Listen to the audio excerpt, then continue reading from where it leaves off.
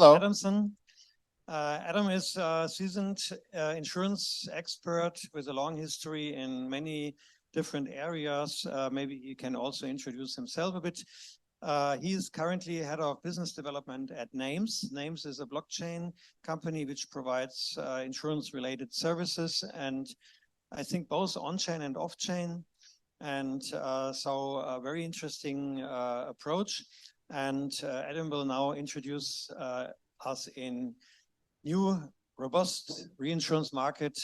And yeah, it's your stage. Thank you, Adam. Thank you very much. Very nice to be here, and appreciate Chainproof, Ether Risk for putting on this event and coordinating everything. A quick show of hands as everybody's running up to get a little coffee and a little few pastries for the morning. How many people here are working for or run their own decentralized insurance protocol?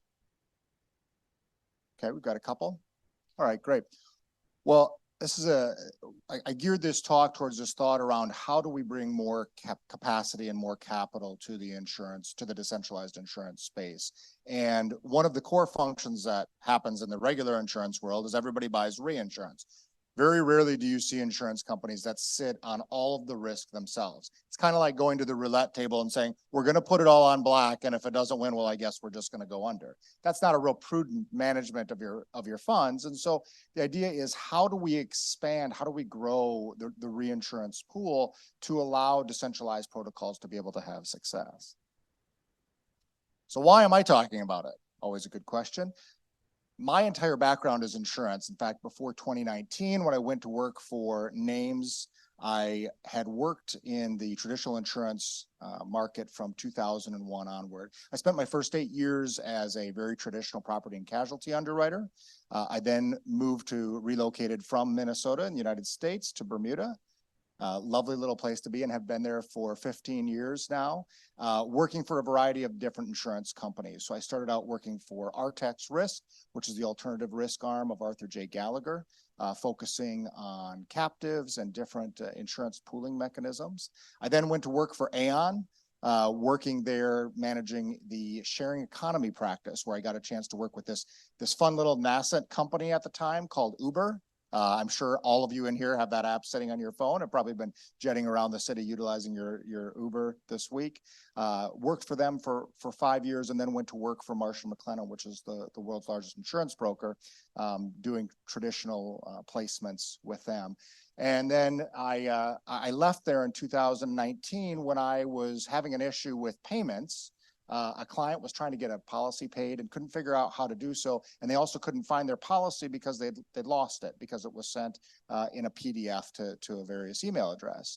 So as I'm sitting there having calls with a senior person in HSBC, a senior person at Marsh & McLennan, and a senior person at JP Morgan, trying to figure out where this money has gone to, I was talking to the people at Nayms, and they were talking about how they were building an on-chain insurance protocol to effectively allow third-party capital to come in and allow that capital to sit on-chain and provide insurance policies out into the ecosystem. And I started to realize there's a lot to be had here in this new digital space. And I left Marsh to come over to Nayms to work in the space because I thought I could bring some of my insurance information to the world. I've got some fun designations: the Chartered Property Casualty Underwriter designation, ARM, ARE, which are kind of well-respected insurance designations. So what does it really mean? According to my wife, Mrs. Adamson, basically it means I'm an insurance geek who just happens to now be hanging out in the crypto world. So we're going to go through what is reinsurance, how the reinsurance ecosystem works, and how to link reinsurance to the digital asset world. So what is reinsurance? Reinsurance is a way where insurance companies can take portions of the risk that they take on from the ultimate insureds, and they effectively share that with a collective.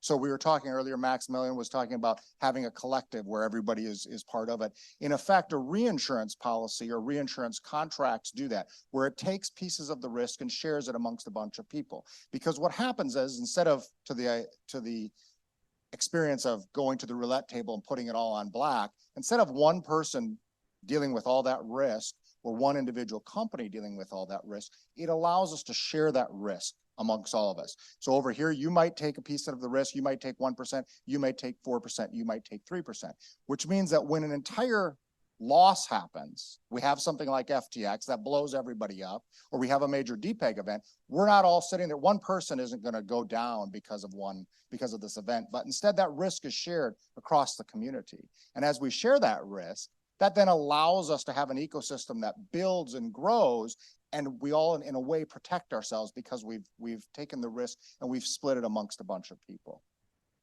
There's a couple different types of reinsurance risk you'll hear. One's called facultative insurance risk, and the other is called treaty insurance. Facultative insurance is where you take a specific piece and you share it with a specific underwriter.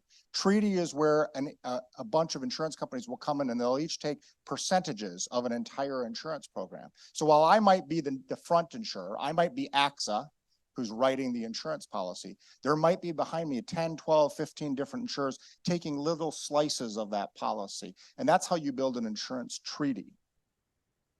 There's a couple different types of insurance that you'll hear. Quota share reinsurance, which is what I was talking about, where people will take individual slivers of different pieces of insurance. That's a quota share policy. It's most common right now in the insurance industry. That's the one that a lot of traditional insurers will have.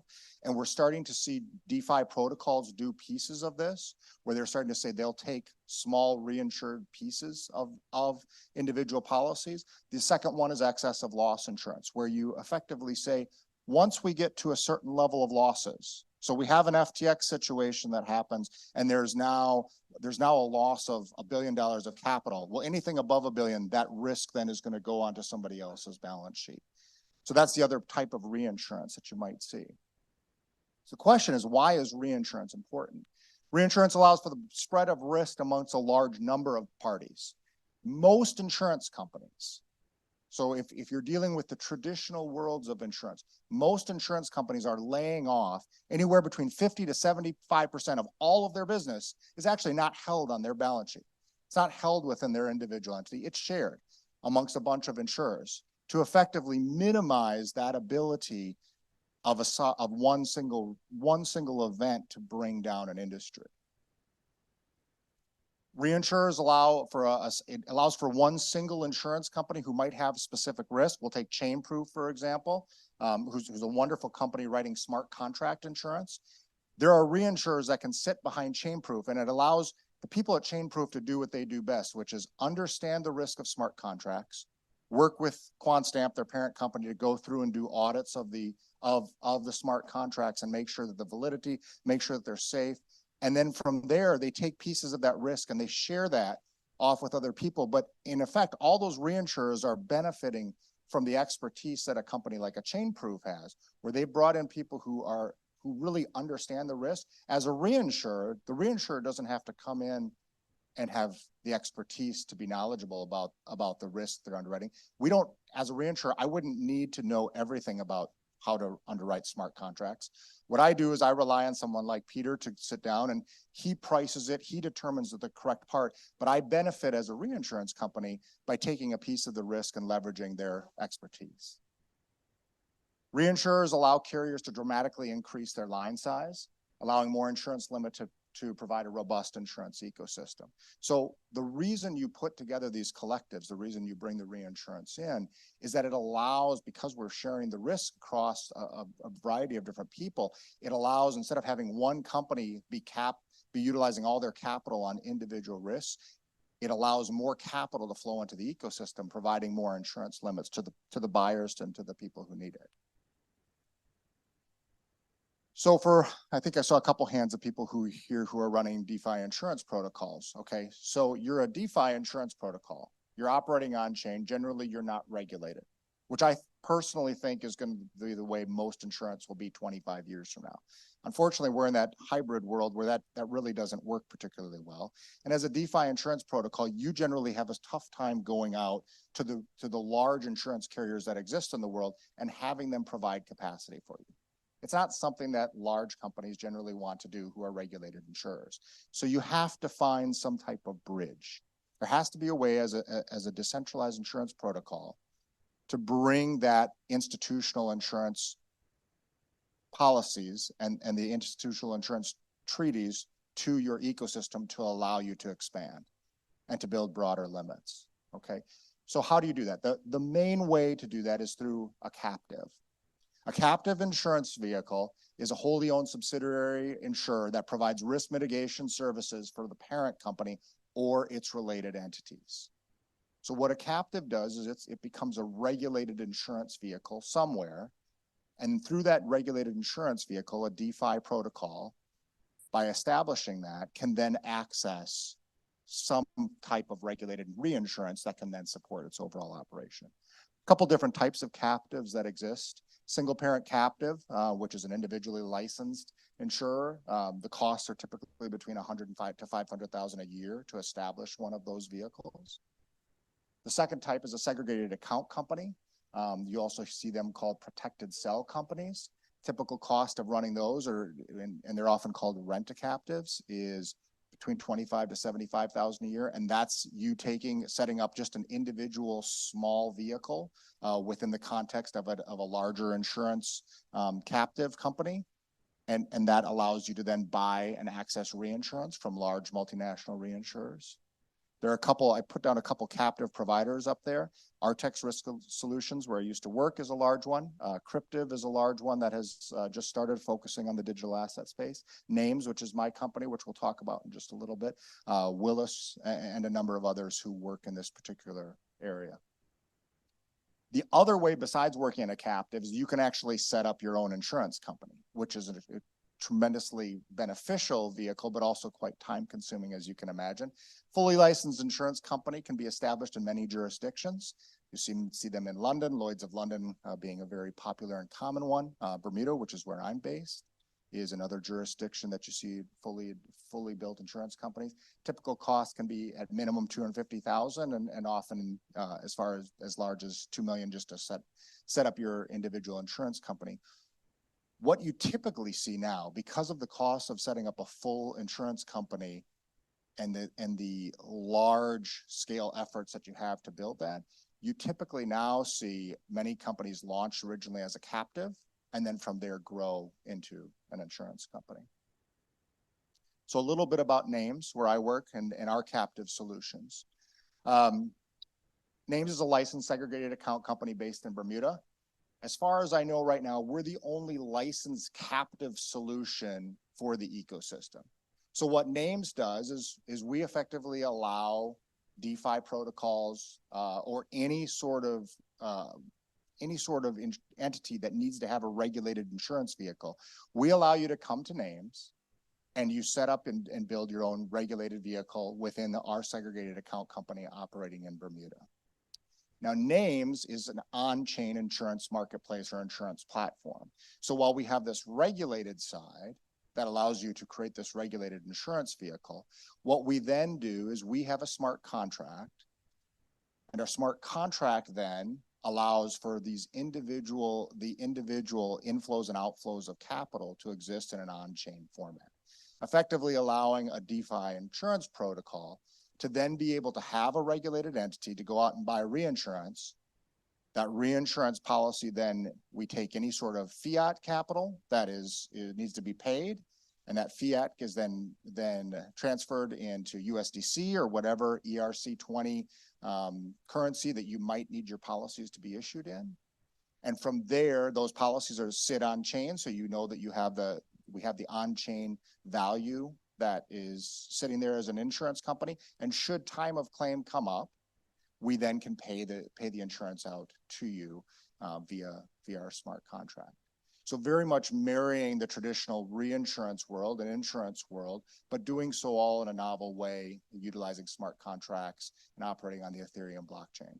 We're currently we're on the Ethereum blockchain. We're very much exploring layer 2s to effectively make this process an easier process and a cheaper process for people to set up these vehicles. But within our smart contract, that's how we manage the entire flow of funds. Nayms captives can be established to provide cover for registered companies, DeFi protocols, and the third thing we've started to do is we've started to work out with DAOs. If anybody in here is working for a DAO, we've started to see more and more DAOs. You are, okay? We've started to see more and more DAOs trying to figure out how do we buy reinsurance for our entity. As a DAO, you're not an entity, right? You're not in the eyes of the regulated insurance world. You're not an entity. So how do we figure out a way around that? There has to be some way to do so. We've worked with a number of attorneys in Bermuda. Bermuda becoming a very popular jurisdiction for DAOs and as well as other digital asset companies because of the regulation. Coinbase is just set up there. Gemini is in the process of setting up there, et cetera. And so what we've done is we've created something called a company registration by guarantee for DAOs. So what that does is that allows your DAO to have some sort of legal entity that can then go out and establish a reinsurance cell at Nayms or on a fiat cell if you chose not to do something on chain. And it allows you then to have that vehicle to go out and buy various types of reinsurance to bring more insurance capacity to whatever it is that your DAO is attempting to provide insurance for. Nayms is crypto native. I put that up there because as far as I know, we're the only regulated crypto native captive provider right now in the insurance industry. I'm sure there are others that are working on different solutions around that, but that's how Nayms operates, and that's how we allow people to access the reinsurance capacity they need. I thought this was just a funny little blurb to put up there, so I thought I'd stick it up on the screen. I also laugh because it reminds me of most of the Bermuda insurance rooms that I see where gentlemen sitting around in suits transacting insurance and working for an on-chain insurance company. I've certainly seen our world is not that. This is about as dressed up as I get in a given week, and yet when I was working in the traditional insurance world, every day it was a suit and dress shoes. So I appreciated when I saw Maximilian dressed up today, wearing the suit and coat. So you're a DeFi protocol. You're trying to figure out a way to access reinsurance. So the question then comes, what does that mean? So unlike a DeFi protocol who may be working via oracles to provide their insurance coverage and different things like that out there into the ecosystem, if you want to buy regulated reinsurance and access larger amounts of capacity, a reinsurer is going to ask some questions about that because they want to know if they're going to take a piece of your insurance risk, they want to understand what it is or what are they going to be sharing with and the risk that you're underwriting with your DeFi protocol. How do they go about doing that? So I talked to a friend of mine, Angus Hampton, who's a reinsurance underwriter at Conduit Re, and he said, these are the kind of our three core things that we want to see. The first one is, who are you insuring? What are the types of coverage you're doing? Is it traditional cyber? Is it E&O, or is it new sort of cover? Is it smart contract insurance, ETH slashing risk, et cetera?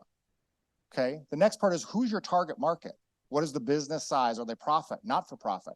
Are there certain regions that you're working in? I mean, maybe you only want to provide slashing risk to individual people who are staking ETH. Okay. Well, great. That's a very small subsegment that you might want to provide insurance for versus being somebody who wants to provide smart contract insurance for anybody who has a smart contract on the Ethereum blockchain. Well, that's a completely different risk class. So how do we explain that piece? And then what is the average policy limit that you're going to have? And what is the attachment point? Are you going to write from the first dollar, or are you going to write above some sort of retention or deductible? The second thing is, how do you select your insureds? Do you just take everybody that comes in the door? Or do you try and only pick a specific number of insureds? What is your risk selection? Are there some sort of overlaps with the target markets that you're writing? A key one right here in number 2 is underwriting guidelines. Do you have some sort of ethos that you have that is going to allow you to underwrite these policies effectively? And then what are your policy forms?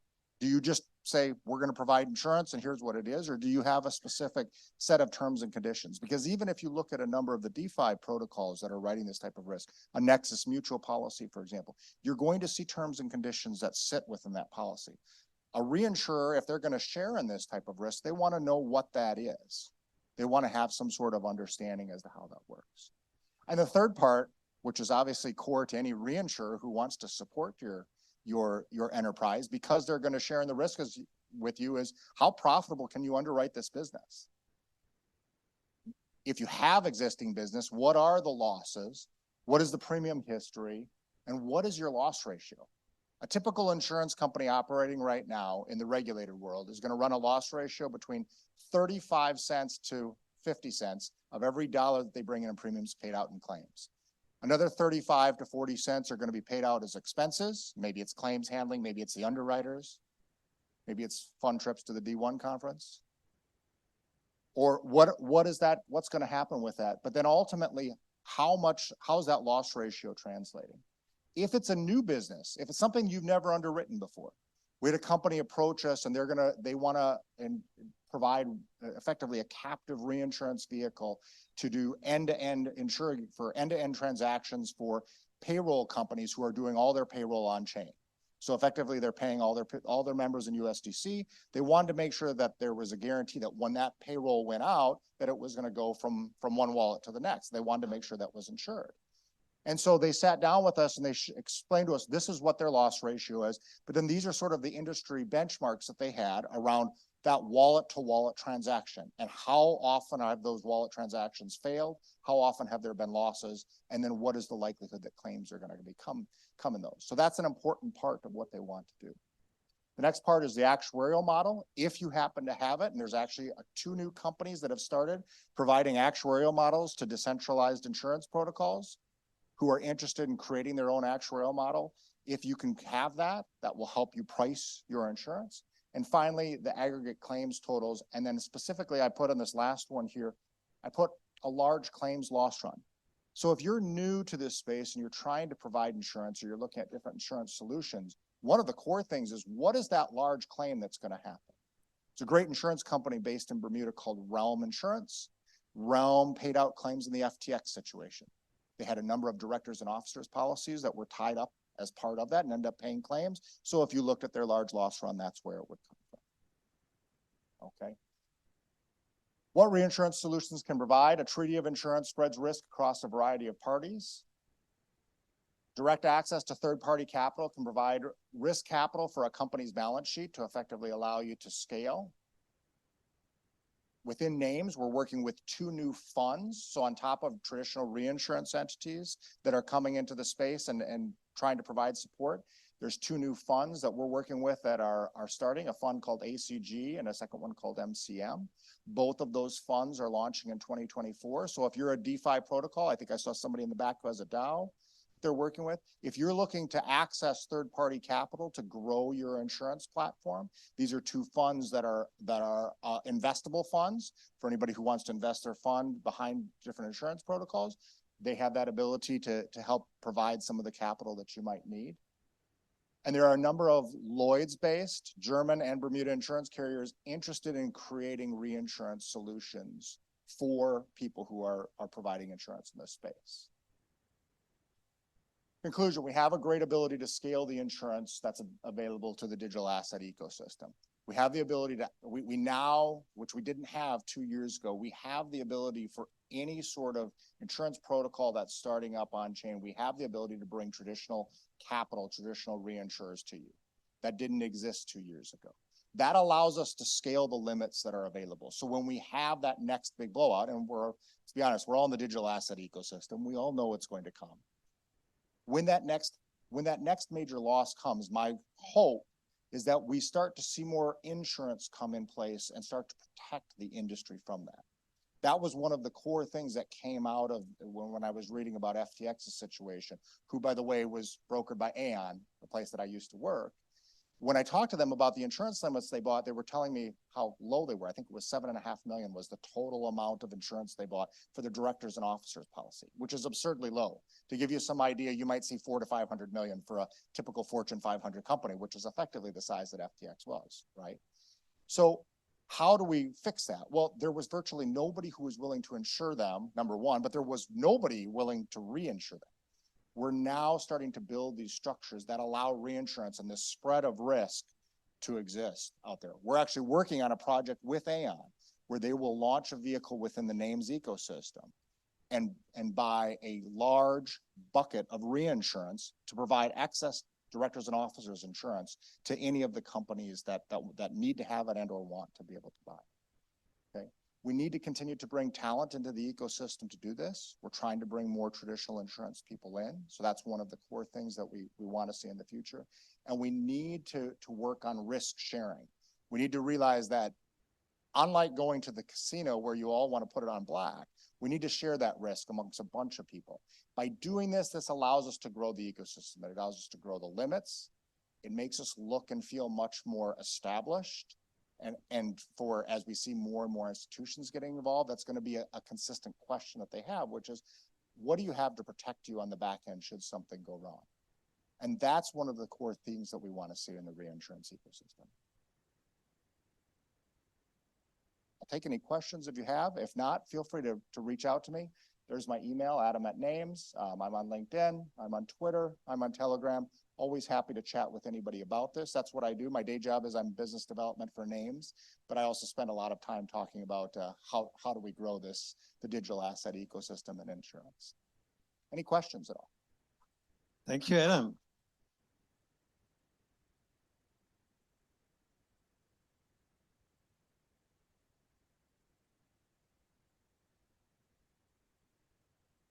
Impressive presentation, long presentation. I come up with a few questions. We talked about reinsurance. One of my friends in flight industry and airlines insurance, and says that if an aircraft crash, the amount of insurance is that much higher as a portion of GDP of some countries. And they have resilience insurance, like reinsurance. And to solve this problem, this propagate the insurance contract to other insuring companies outside that country, because he says that if the reinsurance contract are referring to each insuring company inside one country, maybe with two aircraft crash, all of them go bankrupt. And in crypto ecosystem, I think, the question is there any way to we propagate the risk of something like FTX, USDC pegging, because all of them will happen in a short period of time, close together. Is there any way to propagate this kind of risk to other part of the world outside of the crypto ecosystem? Did you find a way? Yeah, absolutely. Second question, why did you just for my personal view, if you want to answer, why did you register in Bermuda, not like Bahamas or Belize? I'll answer the second question first, because that's the easy one since I've been in Bermuda. So Bermuda has there's really three main insurance ecosystems in the United States, in the United States. There are three, including one in the United States. New York tends to be one of the largest insurance ecosystems. It's out there. Lloyd's in the UK, Lloyd's of London being kind of the core focus. And then Bermuda. Bermuda, if you look on our lovely little website for our small little island of 22 miles, we call ourselves the risk capital of the world. And the reason is a large amount of the reinsurance that's done throughout the globe, be it Japanese earthquake, anywhere else in the globe, there's often those policies are reinsured back to insurance companies that sit within Bermuda. It literally has the largest collection of reinsurers anywhere in the globe. Short of potentially our German friends who are here who have some great large balance sheets as well, but we have huge balance sheets in Bermuda. So Bermuda has been a long-term insurance jurisdiction going back to the 80s. However, in 2018, Bermuda launched a second license called the Digital Asset Business License. And you've probably seen it, or anybody who's looking at regulated vehicles, digital asset vehicles. Bermuda, because of that license, has become very popular for different companies to set up. XBTO was one of the early adopters that set up there. Bittrex was an early company that set up there. Just recently, Coinbase has announced their derivatives exchange, which is launched in Bermuda roughly 3 months ago. Gemini is going to be setting up an entity there, amongst others. The amount of digital companies that are putting some sort of regulatory platform within Bermuda is huge. So for us, being an insurance company who's operating in the digital asset space, we got a digital asset business license to do crypto native insurance. And we got the Innovative Insurers General Business License, which allows us to do innovative insurance. So that's why we chose Bermuda. In terms of building insurance treaties, which is what you're talking about, which is this spread of risk amongst everybody in there. Reinsurance generally does not need to have a geographic or regulated specific area that it works within. So for example, we have somebody here from Hanover Re. Hanover is one of the world's largest reinsurers. They insure around the globe, whether you're buying insurance here in Turkey somewhere, or insurance in the United States, or insurance in Sweden. At some point, that risk is probably being shared with a company like a Hanover. And so as a result, historically, with an FTX situation at that point, there really wasn't this availability to spread the risk because there were very few companies who were underwriting it. Over the last 18 months, we've seen a number of these reinsurance companies who've started to take interest in this space. Companies beyond Hanover, companies like Munich Re, and Sampo, who support companies like Chainproof. We see companies like Arch, who is a big supporter of a company called Evertas, which is writing in the space. And so these large established reinsurers are looking at the space saying, we want to be involved potentially in those risks, but we also want the premiums from those risks. So now you have the ability to build a portfolio of insurers to reinsure that individual risk, provided you have an insurance company, provided you have some sort of entity that allows you to buy reinsurance. Once you have that entity, a reinsurance broker, Guy Carpenter, being a large one, Aon, both of which we have great relationships with, and I can certainly happily make introductions. Those companies now can go out and build reinsurance portfolios and reinsurance support for you, depending upon what the risk is. Of course, the reinsurer has to understand what it is you're doing, and that's where I talked about how do you build your reinsurance or submit your reinsurance. But that is kind of the new way things are working. So from your perspective, blockchain or crypto is more your market or your infrastructure? Yeah, it's more our infrastructure, to be honest. So we use it in two ways. One, we have the ability, and so we have 3 companies that are currently launched underneath our vehicle, 2 of which are going to write smart contract cover. A third one is going to be writing cyber insurance. So effectively hacks of personal information, different things like that. So that's one angle that we have. But the second angle is we use it as an infrastructure play. So we're able to write, I think travel insurance was mentioned here. People at Ether Risk, we have a company that's set up underneath us called Koala. Koala in effect provides travel cancellation cover for ferries and different other travel cancellation vehicles, doing that in USDC denominated and USDC backed policies. So that's a second vehicle. So we effectively have 2 ways that we use it. So we use it as an infrastructure play in the second way, but we're also able to write policies denominated in USDC, policies denominated in ETH, policies denominated in effectively, any sort of cryptocurrency, and doing so in a regulated fashion. Okay, thank you so much. We are already a bit late in time. Is there any last question which can be made in 1 sentence and answered in 1 sentence? I was that long-winded, huh? I give it a try. Thank you very much. My question is, what changed in the last 3 to 5 years? Because 3 years ago, if you ask a reinsurance company, they said like, oh no, taking on different insurance risks within the crypto space is not spreading the risk because we still see the risk of the entire ecosystem failing. So reinsurance wouldn't be risk mitigation because the entire ecosystem will fail. So reinsurance wasn't a thing for the crypto space. What changed in the last 3 to 5 years that you now believe this a crypto only reinsurance is a viable model?